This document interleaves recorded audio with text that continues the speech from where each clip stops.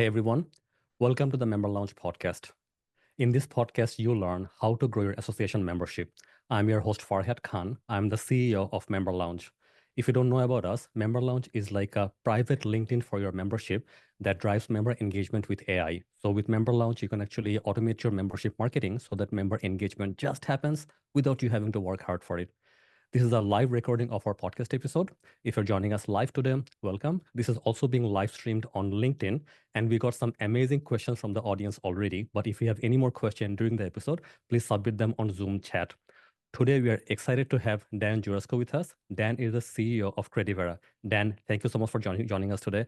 Can you start by telling us a bit more about yourself and your work? Absolutely. Pleasure being here today as well, Farhan. Thanks for bringing me in. For everybody, my name is Dan Giurescu. I'm the CEO and co-founder at Credivera. I've been in the tech space for well over 20 years, built several tech companies, and I spend a lot of my time also giving back to the community, which is always a great way to participate on both ends. And yeah, I'm excited to be here today and talk about cybersecurity as a very interesting topic that I think a lot of people are thinking about, but maybe not all of us know where to kind of start and where to go. So thanks to Member Lounge for having me here today. Yeah, and I guess like cybersecurity often becomes an afterthought for people, and particularly for associations who actually have large member databases and they actually have lots of member information there. It is even more important to protect that data properly. And we're getting so much threats, like cyber attacks that are actually coming from different parts of the world, given the war and everything else that is going on right now. This is even more important right now. Yeah, absolutely. It's a incredible topic, and I think everybody has their own challenges with cybersecurity. So whether you're a bank, whether you're a telco, whether you're an association, you're not people won't just ignore you because guess what? You just have to happen a lot of data about people. Absolutely. So, Dan, what do you think are some unique challenges in cybersecurity faced by associations? I think well, from what we've seen so far in the work that we've been doing in the professional organization space, associations, regulatory bodies, um, there's still a lot of old processes in place for how we onboard or review an application of a member, all the way through to how we actually store that data and ensuring that those inside the organization also have secure access to that data. So it becomes a bit of a challenge, I think, for a lot of us when we think the old process is still okay, while we're asking for very private information from people about themselves when they become part of our member organization. So I like to give the example of when somebody sends you a resume and you say, okay, well, let me take a look and see what's on this resume. If you break down the resume from an identity perspective, not just, do you have the right work experience? You have a person's first name, last name, email address. If I'm trying to impress you, I might even put my picture on it because that was a big trend for a while. You've got my skills, my hobbies, where I live. You're just short of asking me for my mother's maiden name on my checking account. So if you start thinking about the kind of data that we're collecting, sometimes even without realizing we're collecting it, the moment it hits our inboxes, the moment we download it on our computers, it's now starting to open up a world of security and PII that we just need to be very aware of, right? And know why is it that I want to have this data? Right. Dan, do you want to expand on what PII is? Like you and I know, but for the audience. Sure. So PII is basically private information that belongs to an individual. And if enough points about that information are connected, it creates a story about the individual that can be deemed as identifiable. So if it's deemed identifiable, this means that I can now look into the broader internet or into other areas for connecting the rest of the dots of that information, which all of a sudden it makes the data that you have available potentially a piece of a puzzle that somebody's looking for to complete the identity of somebody else. So that's when we really start kind of getting down to the path of PII becoming the next pool of data that's highly valuable and sought after. Right. And I guess associations are collecting all of that by default because when they sign up a member for membership, the PII is always collected on the registration form, like with their like their history, their profile, and then work experience, like Yeah. oftentimes licenses, certification, and all that. Yeah, I mean, if you think about it, sometimes as an organization, we might even ask people for, proof of their degree. So Yeah. depending on if we're a regulatory body or a regulated body, then we might ask you for that. So now you also have my degree information, and that's private to me, right? I mean, um, as just one aspect of it, right? But now, if you're going to make me pay a membership due, and I'm going to put that through a credit card, now you're also like if somebody's sitting there and scamming through on the credit card system, now they're coupling the rest of that information with you. So how short are we really from truly knowing that, Farhad is Farhad, and then I can try to replicate Farhad and pretend to be Farhad in a different light of day. Right. And that is just one member. If you have 4,000 members, the risk is like times 4,000 in general. Yeah, it's I think the higher the number of members, obviously the wider the exposure is.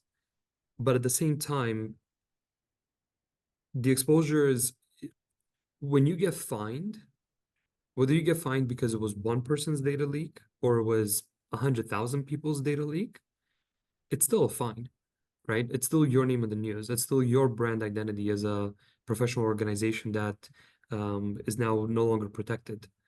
And this is also how people can go out and um, misrepresent themselves, right? Like what stops me from going on LinkedIn? And if I happen to, as Dan, if unfortunately I don't have a very um, common name, I have a pretty unique last name, but there's not very many of me on LinkedIn. But for those that have more common names, um, we can now start replicating profiles. And you can't tell me that that's not me, or that that's not my achievement if I was able to bring that information forward. Because the person that's looking at my profile doesn't know this Farhad from the other Farhad. They just know that this is the profile that they're clicking on. So everything else below it might seem like it's true because the license is in my name, my education is my name, like everything else is really in my name. So I can start making up pretty impressive stories pretty quickly while falsifying the data and pretending to be somebody else. Absolutely. And one example of that actually happened with us is that someone was emailing our team members, right? Like knowing that I'm the CEO of the company, someone Yeah. pretended to be me and send messages, like email messages to our team members saying, "Hey, can you please do this for me?" And like as Yeah. if like I'm the one sending the message to the team member and they will actually do it, right? If they think it's me, they will do it. Well, you know what? I think Farhad, it's really important to talk about phishing, right? And phishing attacks and phishing scams. And all of us are prone to that. It's just the way that the agents work today and how quickly they can get into your profiles. And, by the time you receive that email, somebody's been there for a while, right? They've already reviewed your structure Mm. of emails. They've reviewed how you like to write an email, how you sign an email, right? And with the power of um, different AI tools that are coming to market, if I took, I might be in your system behind a firewall for, let's say, an hour, but if I downloaded a bunch of your emails, because I know publicly that you, Farhad, are the CEO of the company, so I'm targeting directly you. If I downloaded your emails and I just shoved them into an AI tool and say, write me an email that sounds like this, the AI is it already has a data set that it can pull from and say, I'm gonna write in this format, and it's almost indistinguishable. So, I think that leads to a good point. So in chat, we posted a link to um, learning app, the wisertraining.com. And I think it's a great place for people to go and take a look and take that training internally because it actually walks you through all of quick at a glance things you should pay attention to when you might be finding yourself in a phishing attack compromise. So this is it's fortunately or unfortunately it's the reality that we live in. And ultimately scammers that are doing that kind of an attack, they're primarily just looking for a quick payout, right? And they're not looking for, to make 100 grand off of your transaction. They're microtransactioning, right? They're like 5 grand here, 3,200 here, 7,000 there, right? So they're doing it in small batches, but when you have these repetitive process, you are one of thousands of people that's being targeted simultaneously by that same group. So it's whether they, succeed with you or not, they still have very high chances because for them it's about a pool of people that they're targeting at the same time. Right. So Dan, so if we kind of like start with the foundations, what can an association do maybe like as a basic, like to begin with? Like, where should associations start? Where should they start? Yeah. Well, I think first and foremost, you have to start with training, right? Everybody should go through at least baseline training of cyber phishing attack training.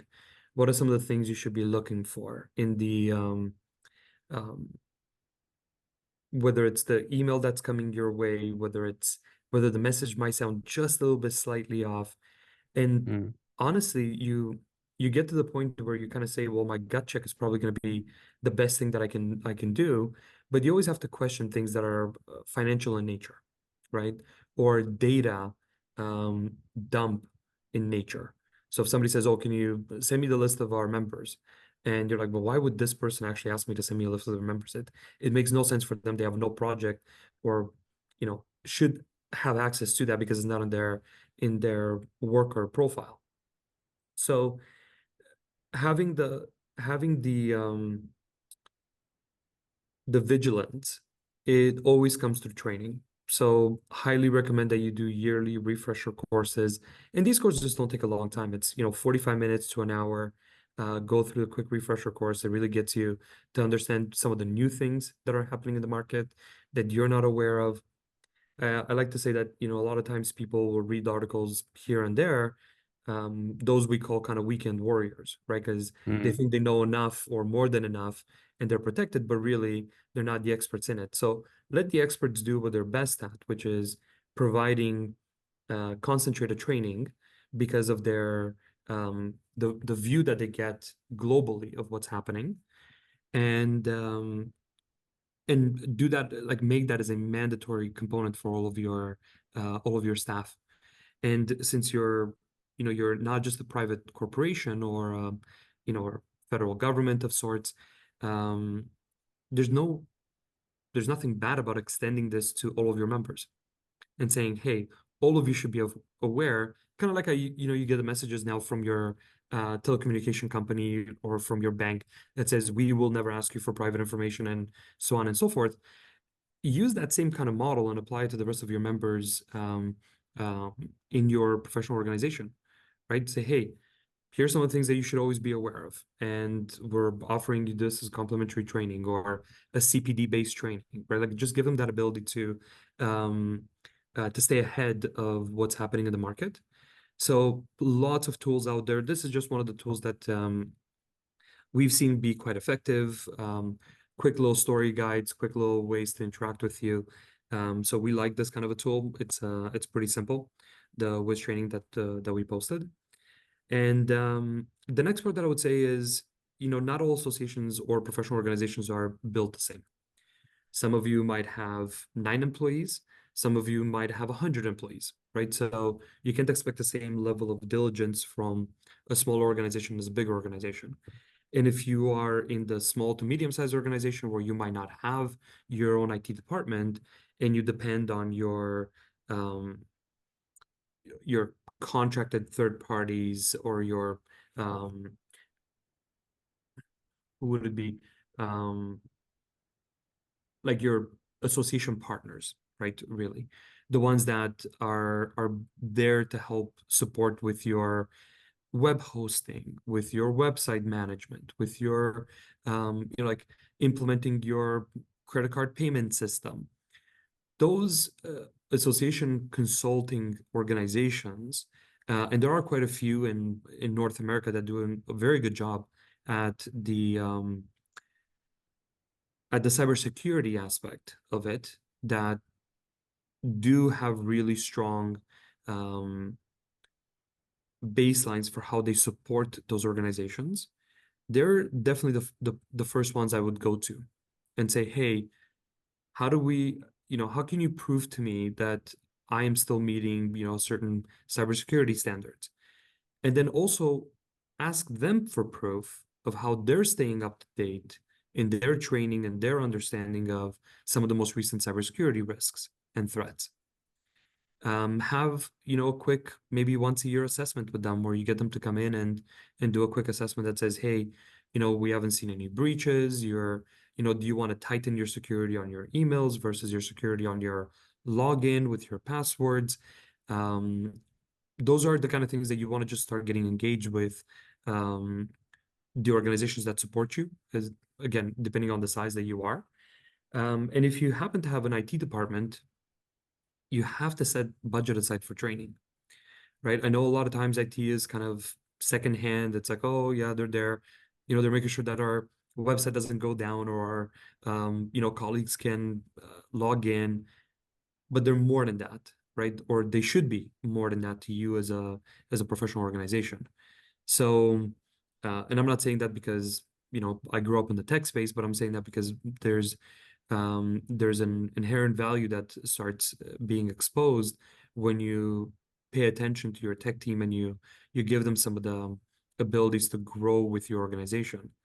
There's so many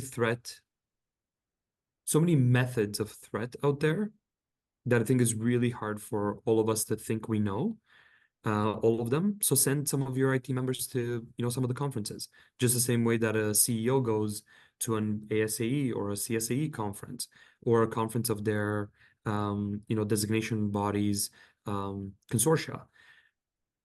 Have your IT team go to conferences, right? Get them once a year to go to a cybersecurity conference, or get them to attend, whether it's in person or online, whatever it is, but get them to be there and let them connect with their peers, right? Because I think it's important. A lot of times we learn more from connecting with those around us than just reading about things or having alerts on news channels that say, "Oh, high alert! This is a new scam that's out there." Because it's not just about getting out there and talking to people. It's about asking them the question of, well, if this happened to you, how did you solve it? So then when it's gonna happen to you, you already have a quick battle plan of where you need to start. But if you don't even know somebody else that's gone through it, then who are you going to call? And they'll say Ghostbusters. Right. That's just a really bad pun. But um, it's, you have to have a colleague in the industry that you can call and say, hey, I remember you said that you went through something like this. I think I'm experiencing this as well. Can you tell me uh, how did you get through it? Absolutely. And I'll just like echo that like thought there, that we all think that we are safe and we know what we're doing and we will not be scammed. But the best of us and the people who know about this will get scammed. I got scammed a couple of years back. Like me as a tech guy, I know tech inside out. We build Yeah, tech all the time. If I can get scammed, many other people will get scammed as well. So yeah. So Dan, absolutely. so I guess that what you're saying is that like we have to start by having some security training for the entire team. So our team has Yeah. to like know about the like standards and basis in general. And then I think like after that, we should ask all the vendors who we work with to make sure that they're actually meeting all the security parameters in general. And then ask them, how can you help us build our systems more securely?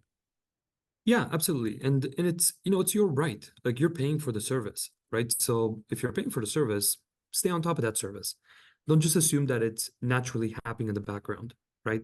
Mm. A lot of the times we kind of say, oh, well, if I'm paying them for this, then they're taking care of it. But it's like, well, when was the last time you assessed your vendor for cybersecurity training or meeting, latest cybersecurity requirements?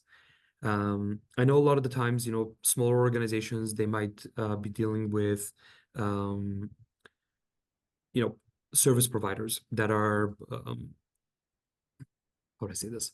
They're the ones that will they'll make sure they'll set up your Microsoft account, right? Yeah. And get you going to have Teams and to have email and to have, access to your Word and Excel and so on and so forth.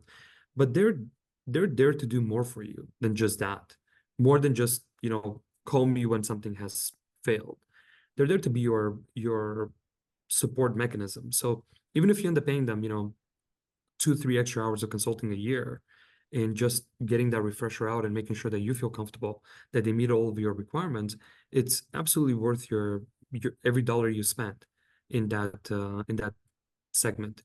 Because honestly, with the revolution of what's happening in the AI space, there's still so much unknown in the AI space.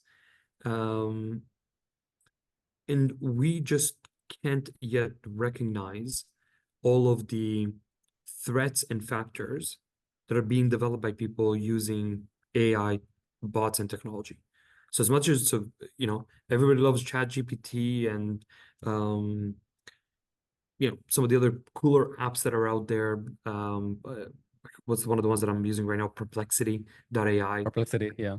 Really cool stuff to play around with, but think about the other person that's not just playing around with it, right? They're using Hmm. it for other purposes. Because not everybody thinks just like you, right? Where it's like, oh, I just want to do this because I'm gonna learn something cool, or it's gonna, drive a new message for me. Others are using it for complete opposite purposes of that. Yeah. Okay. So let's zoom in a little more to some specific scenarios. So I think like in Sure. terms of membership associations and maybe a membership manager or a staff at an association, they'll probably have downloads of member lists. They'll have like Excel files that actually have member data details, right? On a Yeah. laptop, and the laptop is not password protected, right? And the laptop is kind of like floating around in the house. A lot of us are working from home nowadays. Like friends, Yeah. families often have access to that laptop, right? So scenarios like that, how would you protect scenarios like that in general? Like what policies would you enforce? I think you have to start with, well, one, the most minimum policy, which is every laptop is password protected. Like you have to start there. Second, you can, and this is exactly where I'm talking about, um, bring your support team in and make sure that certain documents might only be able to be accessed online, right? If they're Mm. accessed online, then they're accessed using multi-factor authentication, 2FA. Um, I think even 2 years ago, people would say, well, it kind of sounds bothersome. I don't really know if I want to do 2FA. But now, if you really think about it, almost every place you go into, whether you want to log into your bank, whether you want to log into Google, whether you want to log into other systems, you're doing multi-factor authentication. So if those groups find it valuable, why wouldn't you do it for yourself as well?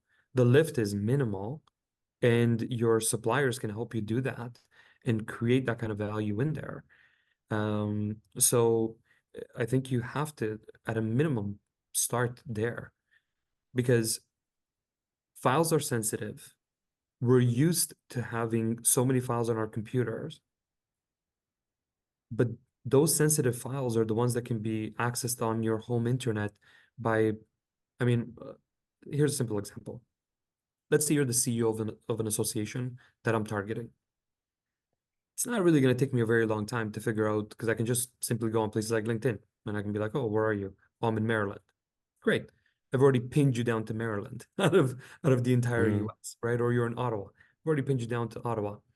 Now I'm gonna yellow page reverse look up you and find out where you live, right? Or I'm gonna show up at a conference and make friends with you and talk to you about where you're gonna live. And I'm gonna pull up next to your house and I'm gonna use one of the routers to get into your home Wi-Fi system. If I really want your data that bad, right? I can get into a home Wi-Fi system. No, I can pick up all of your data off your laptop. And that entire process, you wouldn't even know what happened to you. And it's going to happen within, 20 minutes. So when people want the data badly, they'll get it.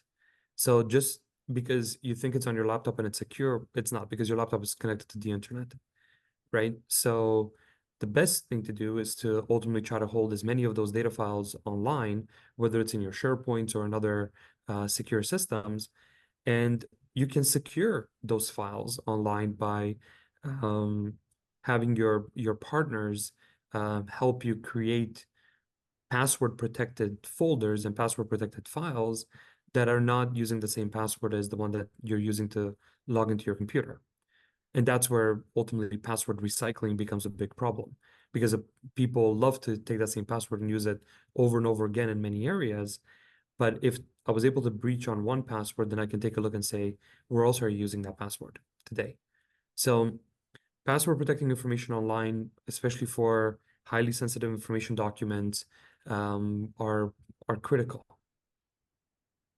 So I think like you're touching on two important things here. So the first one being store as little of sensitive data on your laptop as possible. That's number one. And then like maybe offload that security, like to the cloud. So upload it to a cloud like protected platform. Then let the big guys like AWS or whoever is the provider of your Yeah, cloud manage the security in general. That's number one. And second, you're mentioning, I guess, like not share like using common passwords again and again. And that also like reminds me that we should try and use password managers because how many passwords are we gonna remember? So you need secure password absolutely. managers as well. Yeah, absolutely. I mean, you have you have things like LastPass, right? Super simple software, I'd say very affordable in definition that will allow you to have all these hyper encrypted passwords that are not easy to breach, right? And all you need to do is just say, yeah, remember this password for here, for this Mm. website or for this specific folder. Then it will encrypt that password that you created.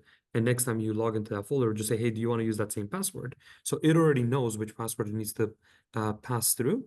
So you don't really have to remember a lot of that work on your own. So it's, there's many tools that have been put out there. And I would say even something like a LastPass. And again, I'm not telling you LastPass is the best one. I'm using them as an example because there's many flavors of LastPass out there. But use those at home, right? With your children. Use those at home with your family members that come in.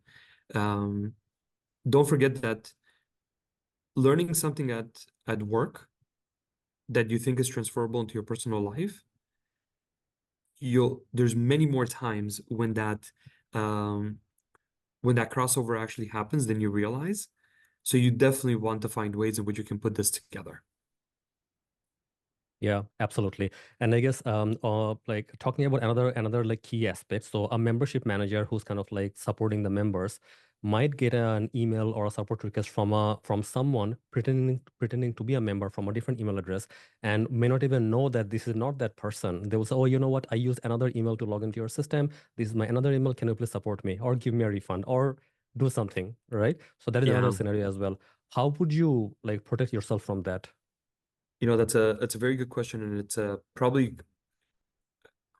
it's becoming a very common reality. Fortunately or unfortunately, it's becoming a common reality. And the challenge there is that unless you're willing to go that extra step as a professional organization where you can ask for proof of identity of sorts, um, and a proof of identity doesn't mean let's jump on a Zoom call, Mhm. um, because you've obviously seen all the deep fake AIs that are now, getting to that really the next level of fraudulency. I just saw actually the other week one of the new AIs where the person they're sitting there and they have a completely different face on and they're able to like, pull their cheeks, move their face around. So it's getting to a super high level of confidence um, to the viewer of that information.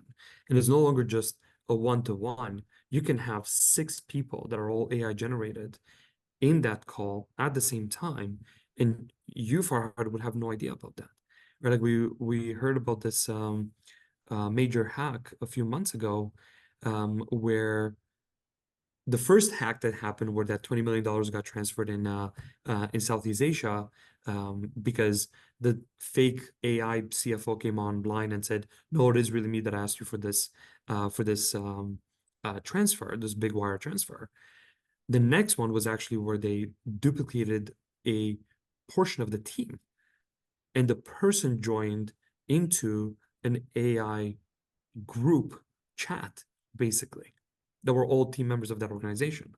They're all part of that same division, right? So it's getting incredibly powerful as a technology. So if you're starting to look at how do you start embedding true identity proofing and exchange of information, you have to start going down to things like, technology companies like Authentic ID, right? When you're for those of you that don't know who Authentic ID is, they are the pioneer in identity proofing. A lot of you might be Mm. familiar with things like Clear, right? When you travel between Clear, yeah. airports. So Authentic ID is kind of the grandfather of the technology and has probably one of the widest reaches in the world. But you'll have to get down to the point where you can start doing things like identity proofing online, right? Where the individual will have to do identity proof against their driver's license, a liveness check, and then you get that information presented by them as a proven credential, right? That says this person just concluded or committed this identity proof right now. So you can trust that Farhad Khan is Farhad Khan, and it's not somebody else impersonating him, because these systems are built to detect these AI generated images. So now all of a sudden it creates a much different avenue for how you can protect your organization from having people misrepresent themselves just to then further have access to your internal system. So um, I'll post up a link in here just to group like Authentic ID so you guys can understand what they actually do. But it's really like this is where the power of fraud prevention really kind of comes in. And I think the reason why we looked at Authentic ID over anybody else ultimately was because uh, we saw how they're today. I think I don't know if you see this link Farhad, but Yep. they're the ones that protect majority of the banks in the U.S. They protect majority of the telcos in the U.S. Some of the government functions in the U.S. are protected through Authentic ID, and this is why, right? Because they're trying to combat deep fakes and create a much more succinct message of trust. Got it. Got it. Yeah. And if an association would kind of like if they don't want to use an advanced tool like this, if they want to keep it simple, maybe and if they get an email from a member from a different email address, you can just reply to the original email address, that the member actually has Yeah. on your file, right? And then have them reply to that instead. So very, very basic things like that to kind of Well, or even that email can be compromised. Hard to tell. that's exactly it, right? So Yeah. that's the key component. I think there's a lot of times where people don't realize that when you get your identity breach, you don't get just one part of your identity breach, right? Yeah. Most likely get your entire identity breach. So if they have access to your Gmail, they probably also have access to your work email, right? And or your, what you and I would consider our backup emails, right? Because in certain systems, they say, what's your backup email in case this one doesn't work, and so on and so forth. So, but this is where you have to start creating kind of rules of engagement of how that member can um, reconnect with you and what it's Mm, going to take for them to provide proof of authentication. So we live, Credivera, we live in a bit of a different world because we've started working on a new technology that's called a verifiable credential. And this verifiable credential technology really focuses on self-sovereignty and ensuring that the individual is the one that actually owns the data and it's bound to them. So what this means is that not only would have I had to have breached your identity plus your credentials, but then also the way that your credential is exposed back to the membered organization. So we have a few clients now that are actually using this for what's now deemed as passwordless authentication, yeah. because and everybody's familiar with QR codes, but if you had your mobile device and you can now scan that QR code, that QR code requests for you to provide proof of a credential or a series of credentials.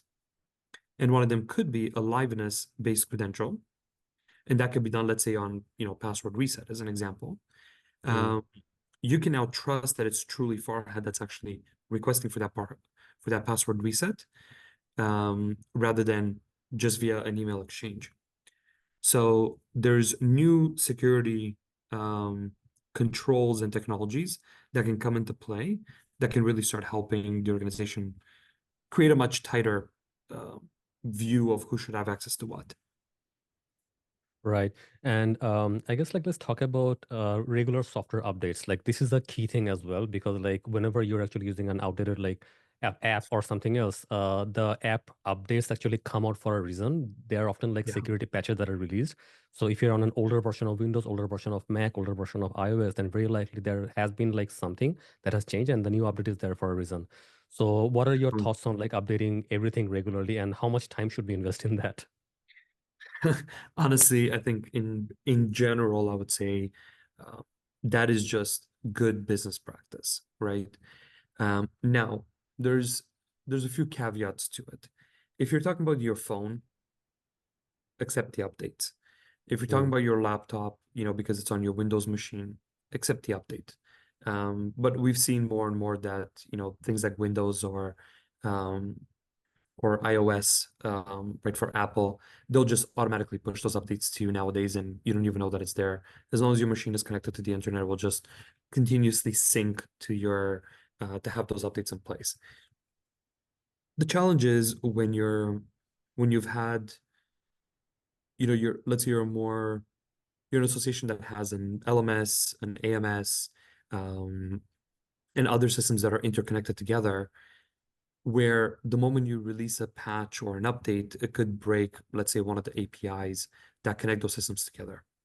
So in those kind of cases, um, you want to get heads up notice from your vendors about these changes that are coming and any impacts that they could have to the APIs. And those ones you want to do as frequently as possible to, and this is why we always recommend, if you have an IT team, that's great.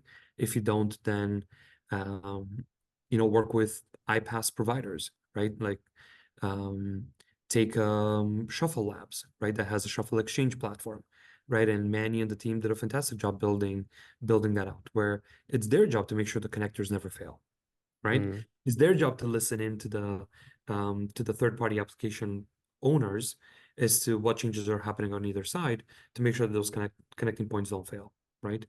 So um, you have to be aware of those components because you're right. If something changes and something fails, then you end up really in a position of you've now disrupted your members' flow for today, and that is something that's very meaningful to all member-based organizations, right?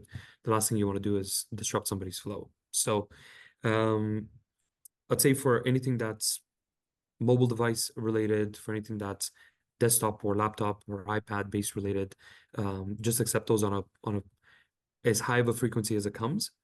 Mm. Uh, but then for those that are system to system connections that are vendor driven, just be aware that you might do that once or twice a year, depending on how um, if the vendor really had something bad like a breach, and they're like, no, all of you will update tomorrow, like this is not an option, and that's just not an option. But rarely are you going to encounter that as a mandatory request, right? Because then really the So house is on fire. Like it is, that's a yeah. totally different situation.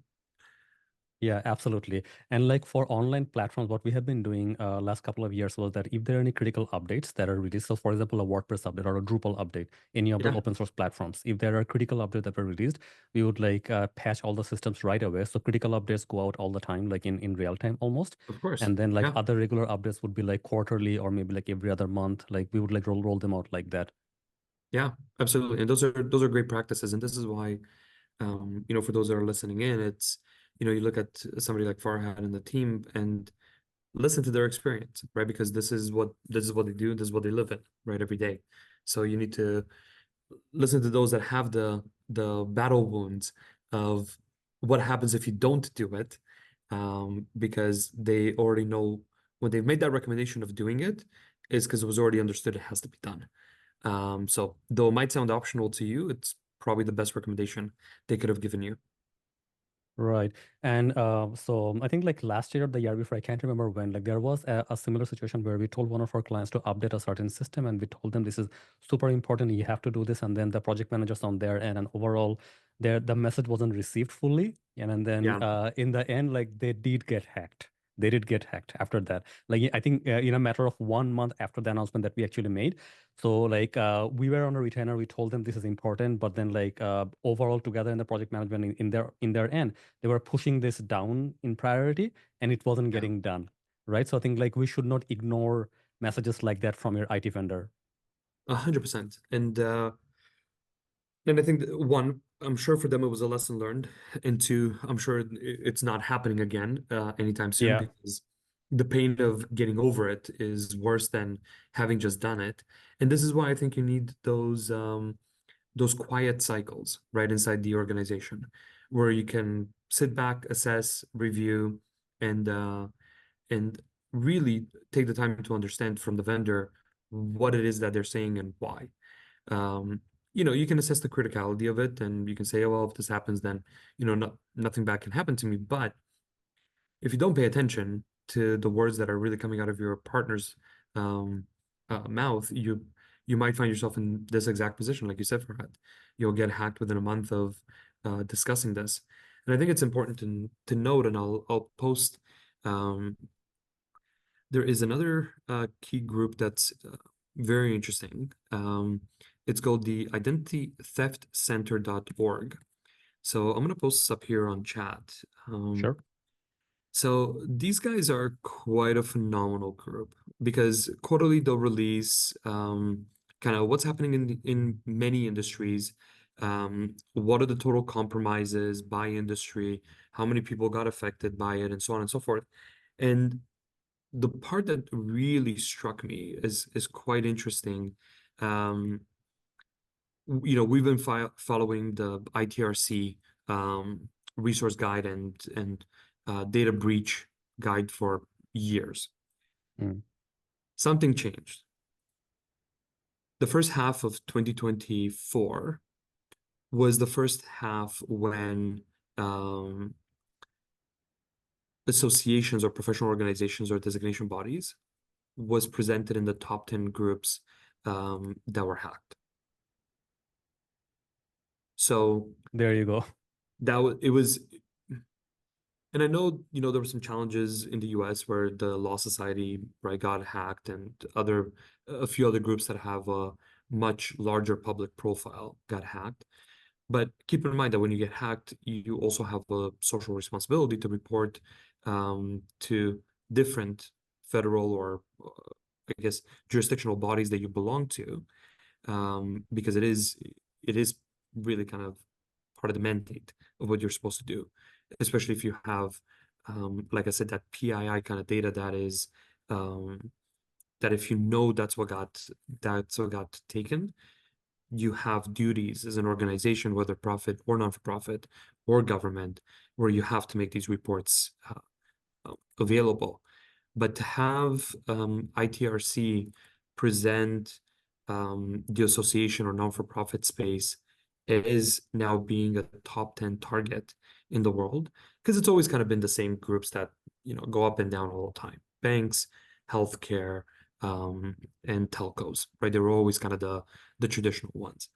And when I say banks, I'm talking about financial services because other groups Yeah. fall under financial services that are not just banks. Um, but you have groups like manufacturing, education, professional services that have always kind of held a, a top five kind of metric up there. But now to see this ecosystem being brought into that top 10 is impactful. Right. And if you think about the day-to-day feasibility of like these trainings and security practices, like would you say that every organization will actually have some down cycles, some slow cycles in the year, and then those are the best times to kind of like do the due diligence, maybe have your staff go through some of the trainings, and if you have to do an Yeah. audit, like do an audit during that time. I would just I would just set up like put it in everybody's calendar that one random Friday of May before everybody goes away on vacation in June, and set up an hour and a half and everybody jumps online and clicks start. So instead Mm, of there you go. instead of doing that team meeting where it's like, oh, and everybody take your time and do it when you have a chance and so on. It's like when you're talking about some of these courses that take less than an hour to do, like they're 30 minutes, 35 minutes, it doesn't matter how slow you go, they're really kind of like walking you at a very comfortable pace, like you could do them in 15 minutes if you really wanted to, but let's call 35, 40 minutes as the, the lengthiest component to it.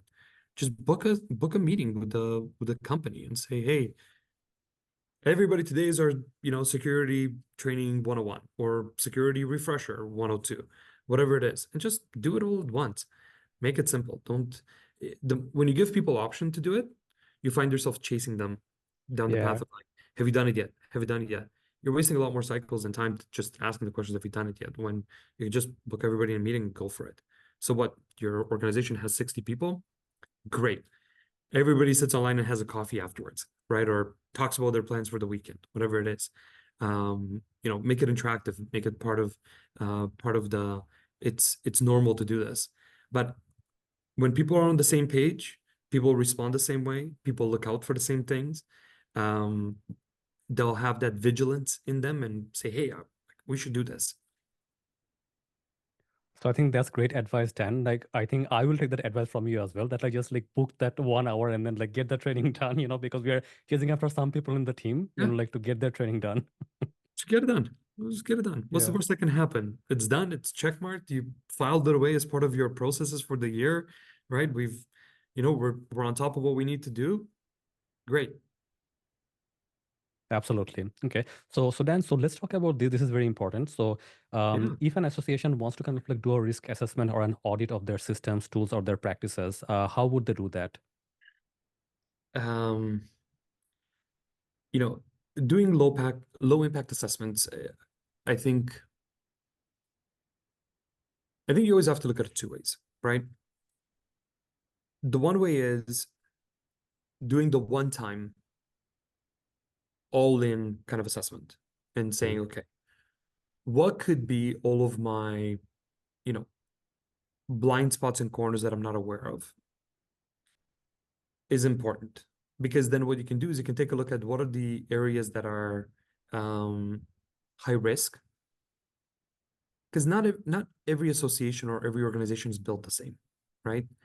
We might think we all have, the same kind of structure and so on. And sure, you might be, a 501(c)(3) kind of organization, or you might be in Canada, registered as a non-for-profit. But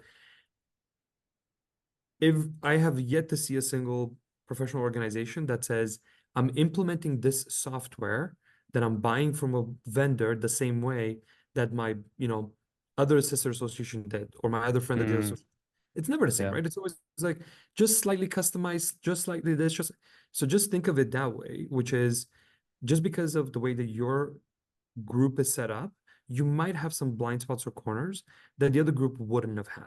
So just asking a vendor to come in and say, hey, help me do an assessment of my organization, um, and do it just like you did it for, you know, Joanne and Brad over here that recommended you, it's just not the same, right? They're going to be looking for maybe different things. They might ask you the same questions to start, but they might find different corners to go through. So I typically recommend that you do one deep structured one, have that third party service provider then kind of provide you with the highest risk areas, the lowest risk areas, and the areas that if you did an improvement today, you'll see that much more value in having had the assessment done. But then the next time around, and if you do it every year, for example, or every 2 years, you choose kind of the frequency. I'd say probably don't go more than 2 years Mm, without doing a reassessment. But yeah, let's say every 24 months you do a reassessment. The second time around, you might just do, high risk areas, right? Or if you've implemented some new processes in those 2 years, have those processes audited to say, hey, could I have had some blind spots in these corners that I didn't know? So I think that's the way that I would typically recommend it. I mean, software companies were different. We go through SOC audits, we go through yeah. continuous audits and verifications and proofs, and we have to maintain those audits on a regular basis, and we go through depth and depth and depth and depth um of what our organizations look like and what the technology looks like, and how do you make sure you don't have backdoor access, and how do you, right, like so many more things.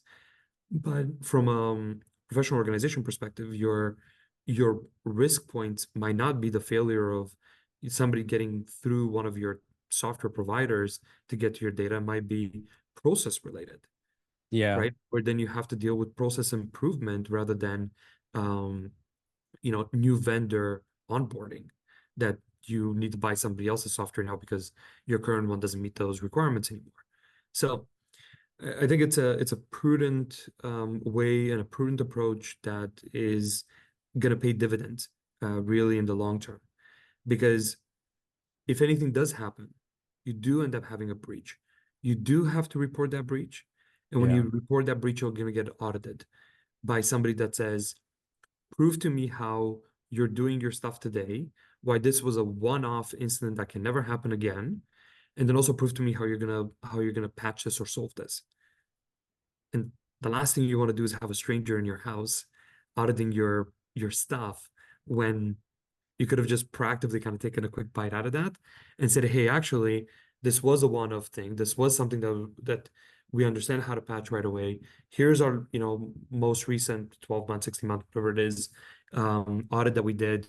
This was not identified as a blind spot, so therefore this is something that really kind of did come out of the blue.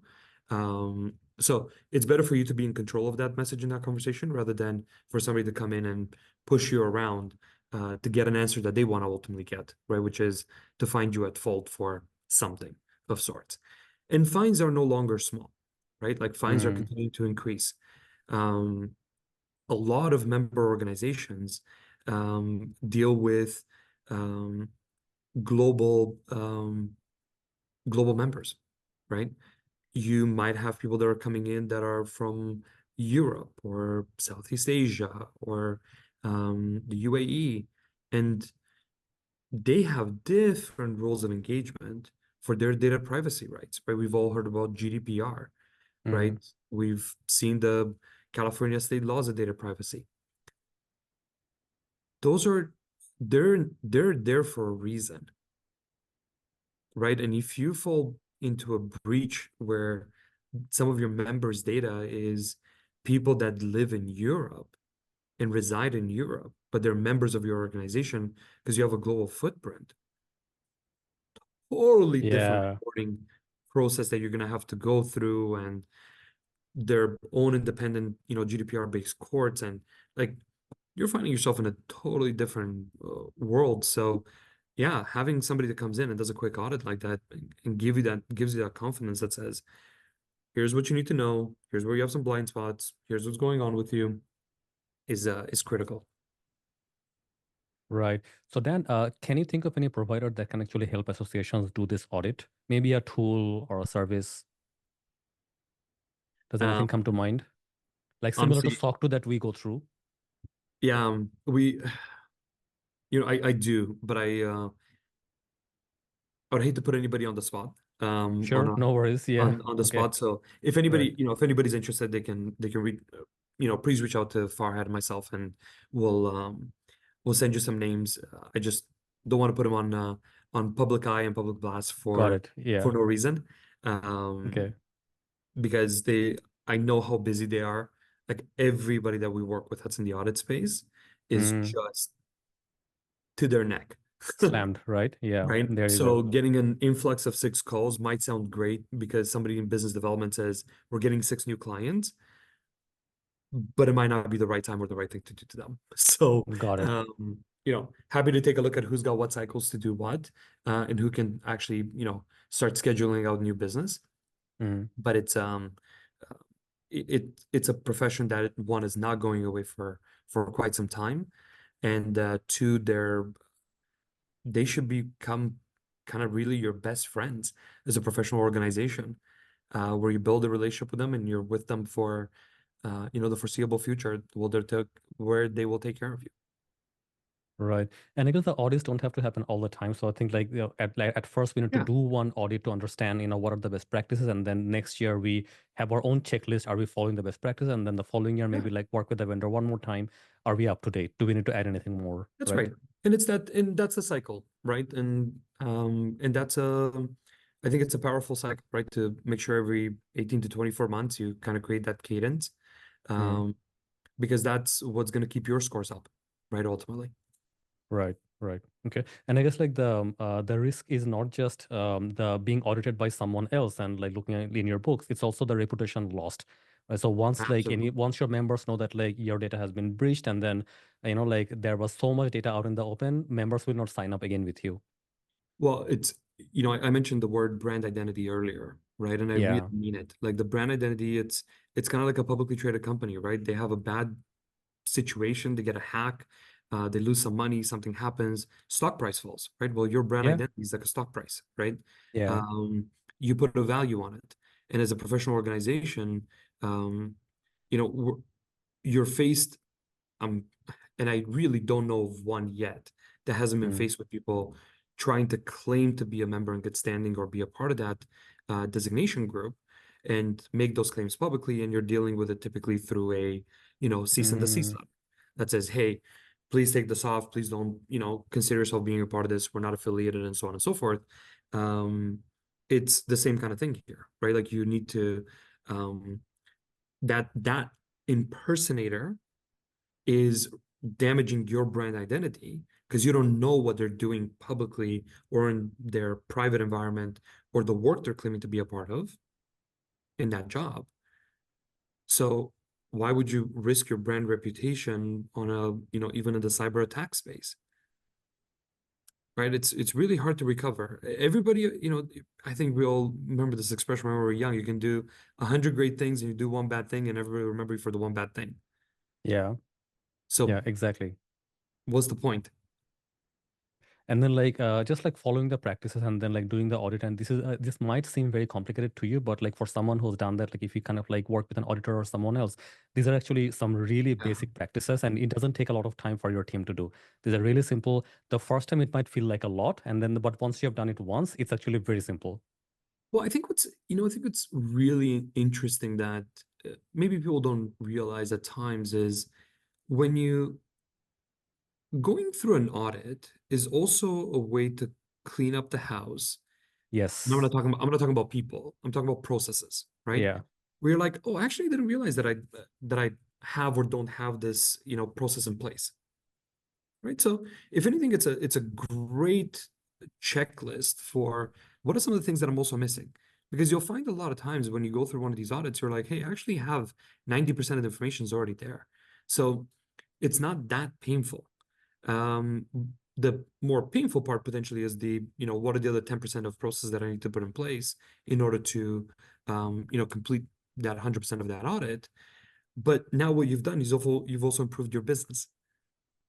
Yep. There Because you go. you've now created value to your business. And what a great way to present to your board to say, hey guys, we undertook this process this year. Here's the things that we all thought we had. We were 80% there. Here's the other 20% delta that we fulfilled. Here's what it looks like. Here's the stance that we take now moving forward. And I think I mean, if I'm a board of director or a board member for any private public corporation, um, I would be very happy to see my executive team take that stance and say, "Hey, let's do this."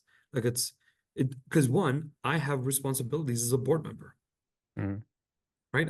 I literally have fiduciary responsibilities as a board member to make sure that the organization is meeting the structure of what your organization says it's going to do. So the chances of you walking up to a board member and saying, "Hey, we probably should consider doing an audit," and the board member turning around and saying, "Sorry, it's not important. Push it 3 years down the road." Like I've been through enough CSAE and ASAE events and CAE designations, and I don't think I've ever had a discussion with a CAE holder that says audits are not important for me. Like it's just not words that they say. Right, right. So Dan, I guess like in order to like get things in motion, do we assign a person who's responsible for maintaining this? Yeah, I think you can do that with the board, right? You can Okay. go to your board and say, hey, let's create another you know, board group and um create a responsibility in there, right? And say, hey, who from here will hold somebody responsible within the organization to do this? Hmm. So again, if you don't have a director of IT or technology or anything like that, then it might be somebody that's part of your it most likely most likely it will fall under the CFO's responsibility, right? Right. Or the head of finance responsibility. And guess who's one person typically that likes process and likes cadence and likes things super clean and neat? It's typically the finance position, Yeah. right? And not saying that CEOs are not structured or not wanting to have things in good standing and so on, but the finance practice typically has that as kind of a bit of a check mark next to their name. So um, yeah, like I would highly encourage that to be kind of part of the process. Got it. Got it. Alrighty. So Dan, I think we answered most of the audience questions as well. But if anyone has any question, if you're with us live, if you have any question, please submit on chat and we will get to them right away. Yeah, I do want to pick up like one quick question here, and for the sure. question is from Kelly Layton. I think Kelly was here, but she just left. But I'll Okay. take the question because it's so important. So Kelly was saying we use Intuit and Authorize.net for payment processing. Is there anything else we need to do to protect payment data? Well, I think payment data really falls under a bit of a different structure, right? Um, PII is PII, but then you Mm, have PCI, right? Compliance. right, PCI. And honestly, I'd say, when you put up these two names up here, like an Intuit or an Authorize.net, the chances of them not having PCI compliance is very, very low. Right? I mean, that this is literally their livelihood. So I would say you're probably fine. However, it's not bad to ask your vendors once a year, to send you a note that shows or states that, they still meet all regulatory compliances and PCI compliances as per whether it's your state level, whether it's your kind of the provincial or federal level, that they still meet that. But I probably the only thing that you have to start taking a look at is when the person logs into your system to then move to a payment processing environment, could there be somebody that sits right there Mm, at that login prompt and captures that person's information as they're about to go do their payment component, right? And I think that's one of the areas where you kind of have to be a little bit more vigilant around and knowing who are the, system interface providers and could they be the ones that um, could be at risk of a hack and somebody just having like a listening bot, right? Which is basically scraping that page with any keystroke that you put in, um, and picking up the data in that form. But most of these providers, honestly, because they have the secure login systems, they have the methods of authentication, you probably have a pretty strong partner already in there. So the gaps, if they exist, they will be ultimately on your side when the person has to log into your system first and then go somewhere else for payment afterwards, right? Is that in that's transit aspect? that's a very good point. So that would be your website or the membership management system that is transferring the person to the payment. Yeah, Okay, yeah, got it already. I'll take one last question that was here from the audience from before, for from sure. Laura Crawford. This is how can internal information management policies improve cybersecurity without using a lot of human capacity? Yeah, I mean, internal information management policies. The first of all, the fact that you have the words in there, information management and the word policy together, already says that you're on that path of ensuring that this information is structured properly, that you're meeting the requirements that you need. Um, Cybersecurity, a lot of it really has to do with the fact that you have to have policies in place with the people. But then the second part is the policies that you have in place with your vendors or your service providers, Mm, right? So, because your weakest link, we always discuss that it's the person is typically the first weakest link, but the next weakest link is typically um, the third-party software provider that you deal with. So it's it's one thing to have your internal information management policies of how everybody gets trained, how everybody works together, what are the things you should watch out for, how you have your password and multi-factor authentication, all those components. But then it's your next layer, that's the biggest thread, is the are your service providers maintaining and upgrading and managing their systems to your level of expectation, right? And if Got you it. don't know how to measure your level of expectation, then this is where you want to probably bring in a third-party assessment partner that can assess that third-party software to say, hey, here's some of the vulnerable in the way that you're using it today as an organization. Here's potentially some of the vulnerabilities you might see through your organization. So, but by doing that and securing that down, you should have a pretty tightly run ship at that point in time with knowing that you've got the people side covered and the system side covered, because the rest of it is just process. Right, right. All right. So Dan, so my last question for you for the day, Yeah, for possibly sure. last question. Yeah. So like how is the future looking? So for associations who kind of like want to future-proof themselves in security and everything else, Yeah. like where do you see us going? I think there's a few trends that we've been following, right? And we identify ourselves as a cybersecurity and identity company, right? Mm, We work in the professional organization space. We work in the private sector. We work with governments. Um, we see a lot of kind of the broader spectrum of where things are at. Let's say from a cybersecurity component in the association space or professional organization space, you have,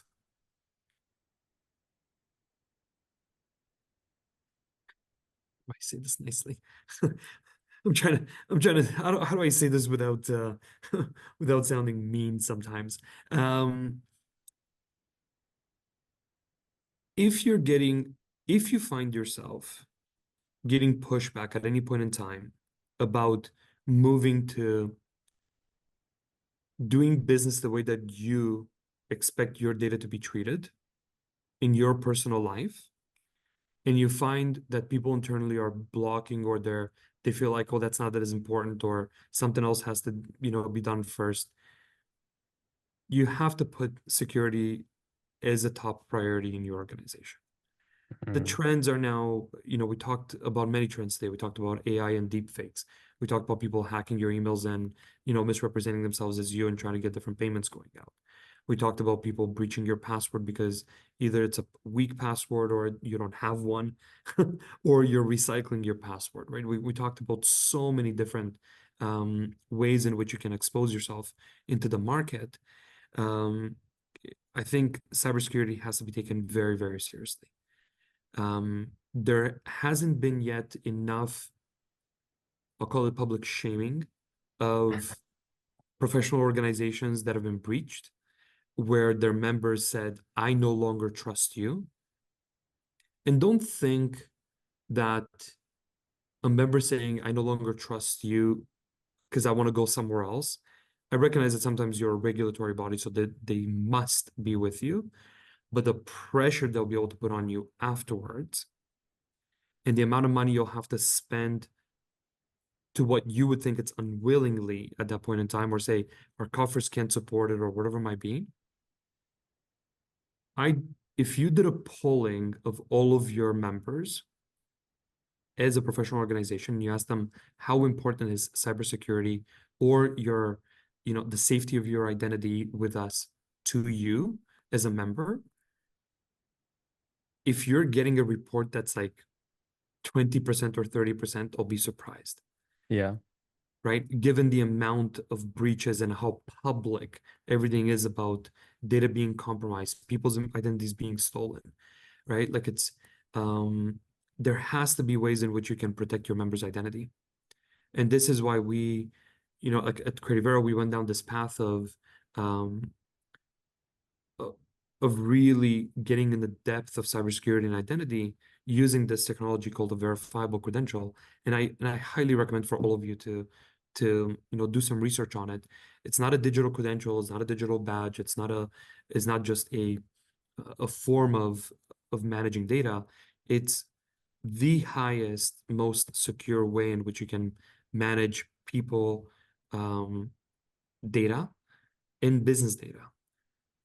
And it's game changing. It's the way of how we're all going to be working in the future, right?